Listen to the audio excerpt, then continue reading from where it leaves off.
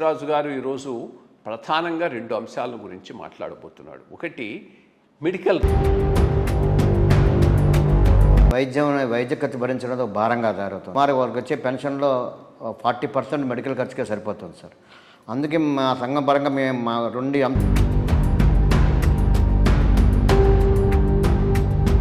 ప్రభుత్వం ఈరోజు ఈ ఎంప్లాయీస్ హెల్త్ స్కీమ్ కింద ఏంటంటే డాక్టర్ ఎన్టీఆర్ వైద్య సేవ ట్రస్ట్ ద్వారా ఇంప్లిమెంట్ చేస్తున్నారు. వారి ద్వారా 2 లక్షల రూపాయల వరకు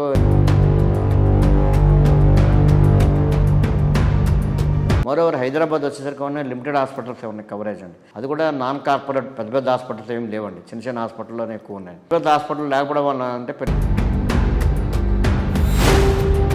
నిమ్స్ హాస్పిటల్ మేము అడిగామండి. బికాజ్ గవర్నమెంట్ అటానమస్ బాడీ కాబట్టి గవర్నమెంట్ లింక్డ్ బాడీ కాబట్టి అడిగితే గతం before bifurcation letter of credit మీద ట్రీట్మెంట్ ఇచ్చేవాళ్ళు.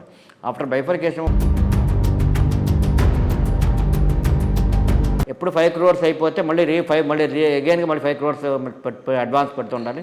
అప్పుడే ట్రీట్మెంట్ చేస్తూ ఉన్నది. మేము చాలా బాధపడ్డామండి ఆ విషయంకి. ఎందుకంటే మేమేమడుతుంటే లేటెస్ట్ టెక్నాలజీ కూడా మీరు అన్ని ముందు ప్యాకేజీలు ఇంక్లూడ్ చేయండి సార్. ఆల్రెడీ ఇప్పుడు 10,000 ప్యాకేజీలు పెట్టడం కంటే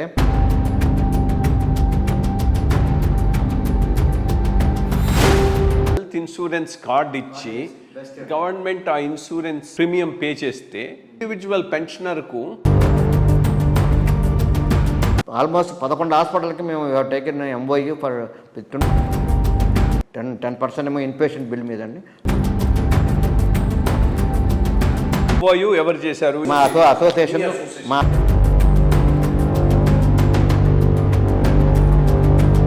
నేను ప్రపోజల్ పెడతాను. పలానా అన్నా క్యాంటీన్కి మనం ఇవ్వాలనుకున్నామండి.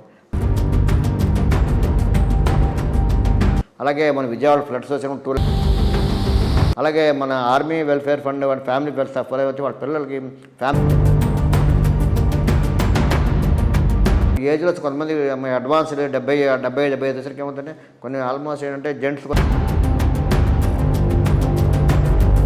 సో 2 lakhs అంటే నాట్ అట్ ఆల్ వైబుల్ అండి. గవర్నమెంట్ కూడా ప్రభుత్వం వారు కూడా ముఖ్యమంత్రి గారిని కోరేదంటే మీరు ఆ కాస్ట్ని ఒకటేమో ఫస్ట్ పార్ట్ 10 lakhs చేయండి.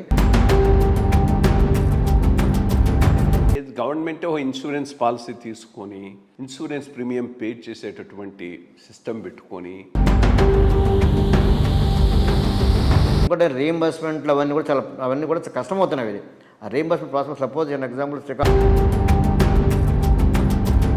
అదర్ దాన్ మెడికల్ ఇష్యూస్ ఏమిటివి వాటిని other than medical pensioners issues sir. Pension రావాల్సిన 2018లో దాని ప్రకారమే అందరికీ ఇవ్వాలండి. కానీ వాళ్ళు ఏం సార్ జీవో ఇచ్చిన దగ్గర నుంచి అనిపి ఇచ్చారండి. దానివల్ల 2018 to 22 లోపల రిటైర్ అయిన అందరూ కూడా ఇన్ఫ్లుయెన్స్ చేయగలం.